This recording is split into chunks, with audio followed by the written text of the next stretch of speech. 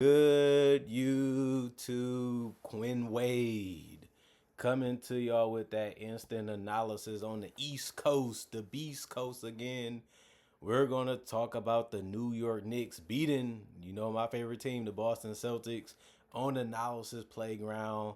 And of course, this is basically a basketball analysis podcast exclusively on YouTube, and enjoying that has to be that way. But the Knicks won 105-95.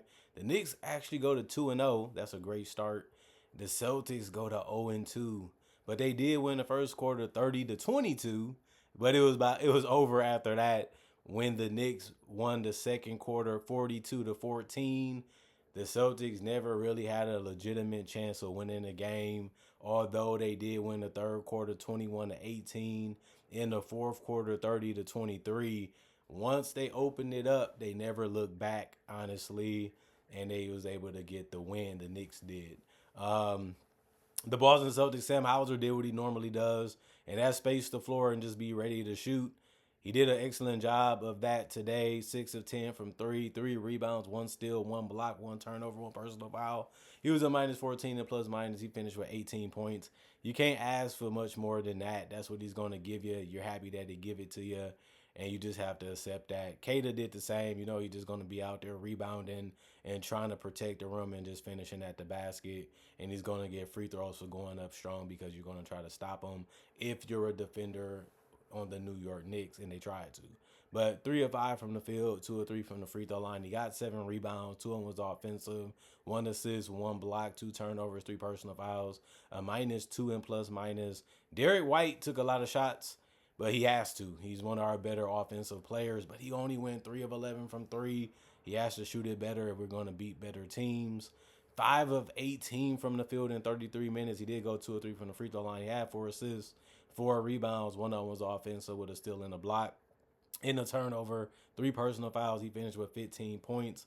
And then Jaylen Brown, 35 minutes, 9 of 18 from the field, 3 of 7 from 3, 2 of 4 from the free throw line. He finished with 23 points, which was the most on the team, but it didn't look like he was going to be able to do that. But he did finish the game that way. 2 of 4 from the free throw line, 4 rebounds, 3 assists, 1 steal, 7 turnovers, which it's something he's going to have to continue to fight every game because they know that he's the guy like Derek White that they're going to have to stop, especially when it comes to penetration and isolation. And that's the guy you want to double team. That's the guy you want to help up on. And things can be very difficult because people are going to try to attack him too defensively because that's the guy you mostly want out of the game. So he did finish with 5 personal fouls. And he was a minus 14 and plus minus. Peyton Pritchard, he didn't have it going today. 36 minutes, he went 2 of 10 from the field, 1 of 7 from 3, and 3 of 3 from the free throw line. We need him to be a whole lot better if we're going to win basketball games, and he has not been good so far. He did have 5 rebounds and 6 assists, 1 steal, 1 turnover, 3 personal fouls, and a -7 and a plus minus. Chris Boucher, 15 minutes, 0-3 from the field, 0-2 from 3. He did have 4 rebounds, 1 of them was offensive with a steal. He also had 4 blocks, which was really helpful. 2 personal fouls, and he was a +5 and plus minus. Xavier Tillman, 14 minutes, 3 of 3 from the field, 1 of 1 from 3. 3 rebounds, 2 of them was offensive, 1 turnover, 2 personal fouls. He was a -9 and plus minus and 7 points. He tried to go out there and help the team as much as he could, and he did a positive thing out there. It just wasn't enough in this game. Amari, 1 minute, 1 rebound, and he scored no points. Anthony Simons, 27 minutes, 4 of 9 from the field, 1 of 4 from 3, 1 of 2 from the free throw line, 1 rebound, 4 assists, 3 steals, 2 turnovers, 2 personal fouls. He was a -9 and plus minus, was the only guy to get in double figures in any statistical category off the bench with 10, and I think he's going to have that role all game because he can bomb threes and he can score when he wants to when he gets on the court, and he's good at it. So, that's why they traded for him, to get a 3-point shooter and a guy that can get all the way to the basket and a guy that can make quick passes. And he did a good job stealing the ball too. Baylor, 4 minutes, 1 rebound, +1 and plus minus, nothing else for him. Jordan Wash, 2 minutes, zeros all across the board, -8 and plus minus. Hugo Gonzalez, 23 minutes, 3 of 6 from the field, 0 of 2 from 3. 4 rebounds, 1 of them was offensive with assists and 2 steals. 4 personal fouls, a +7 and plus minus, 6 points. 35 of 82, 42% from the field. 15 to 44, 34% from three, 10 to 15, 66% from the free throw line, 37 rebounds, 19 assists, 10 steals, 7 blocks, 15 turnovers, and 25 personal fouls. And then the New York Knicks ended up having a fantastic game. They had a little trouble in the beginning, but then they figured out how to stop them and how to slow them down. But they didn't shoot the ball that well, and that's what got them in some trouble throughout this game. OJ Anunoby went 3 of 10 from the field in 29 minutes, 2 of 7 from 3, 2 of 2 from the free throw line. He did have 10 points, 2 rebounds, 1 on his offensive, 1 assist, 2 steals, 1 turnover, 3 personal fouls, and a plus 10 and plus minus. Just a good game from him when it comes to defense, but when it came to offense, he was hit or miss. You can say the same thing about Karl Anthony Towns. The biggest part about his game was the free throw shooting, where he went 10 to 12. He's a big, strong, athletic, physical body, so he still can be strong, and he still can. He got fouled at the 3-point line too, so he ended up going for a 6 from there. You don't want to leave him open because he can make you pay for that. But he also was 6 of 16 overall from the field, and I guess you would live with some of those shots if you're the Celtics because you have to give up something. 26 points. He did get a double-double with 13 boards, 6 of them being offensive, 3 assists, 1 steal, 1 block, 5 turnovers, 2 personal fouls, and a plus 6 and plus minus. Mikal Bridges, 36 minutes, 5 of 10 from the field, 2 of 4 from 3, 6 rebounds, 2 of them was offensive, 2 assists, 2 steals, 1 block, 2 turnovers, 2 personal fouls. He was a plus 15 and plus minus. He finished with 12. You have to like his efficiency. You have to like his shot selection. And you have to like the fact that he brought it like he tries to do each and every game. And he did a good job on the defensive end today. Um, the Jalen Brunson, 35 minutes, 10 to 20 from the field, 3 of 7 from 3. He was 8 of 9 from the free throw line, 3 rebounds, 5 assists, 1 turnover, 1 personal foul, plus 7 and plus minus, and he led them in scoring, had game high 31 points. We know that Brunson is capable of getting the ball and putting it in the basket. He's showing that he's going to let his teammates do their thing, and he's finding them by pushing the ball up fast, and he still have enough control and enough confidence to take the shots that he wants, and he feels like nobody can guard him, nobody can stop him. He's been showing that the last 3 seasons, and it continues today.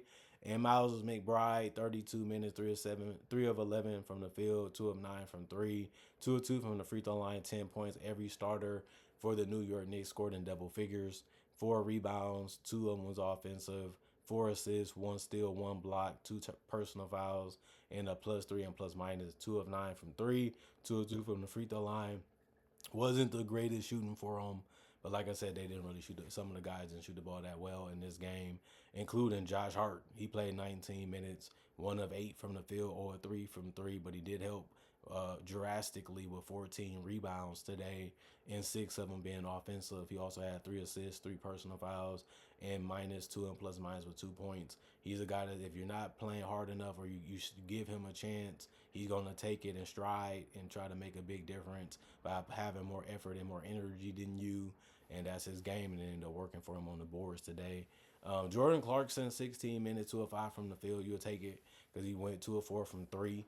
3 rebounds, 1 of them was offensive, 1 block, 1 turnover, 2 personal fouls. He was a plus 12 and plus minus and gave you 6 points, which was actually the most off the bench for the Knicks. Yabusele, 13 minutes, 1 of 2 from the field. It was a 3 that he made and missed. 5 rebounds, 3 of them was offensive with an assist, plus 4 and plus minus 3 points.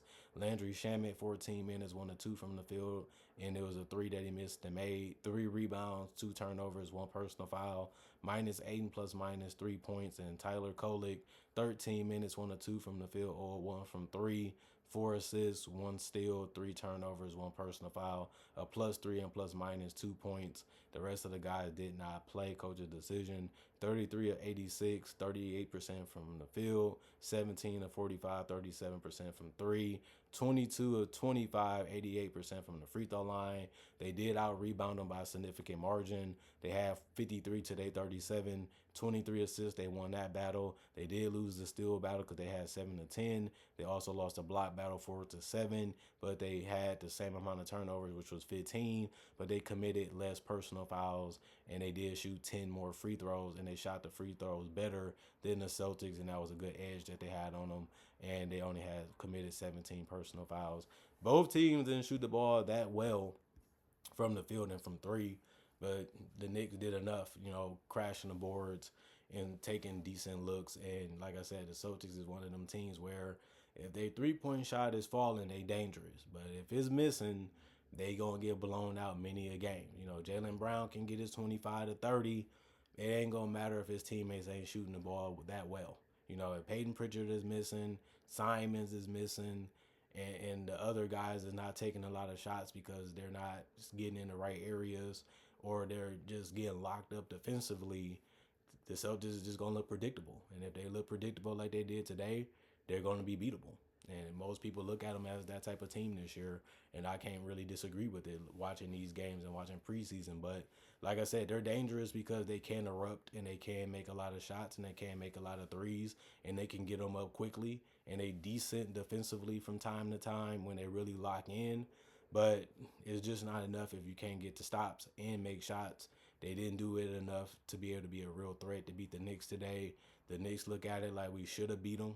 We knew we can beat them, and we got it done. So that's how the mentality should be if you was a fan or a player for the Knicks. This was a winnable game, and they got it done. Comment, like, subscribe, share. Hit the notification bell to get the analysis when it first come out. I also make conversation videos just like this about various NBA only topics. Also do breakdowns for real footage of legends, current legends, rookies, and also future stars. Also do mock draft and draft coverage too. So you love this type of content, you can't get enough of it.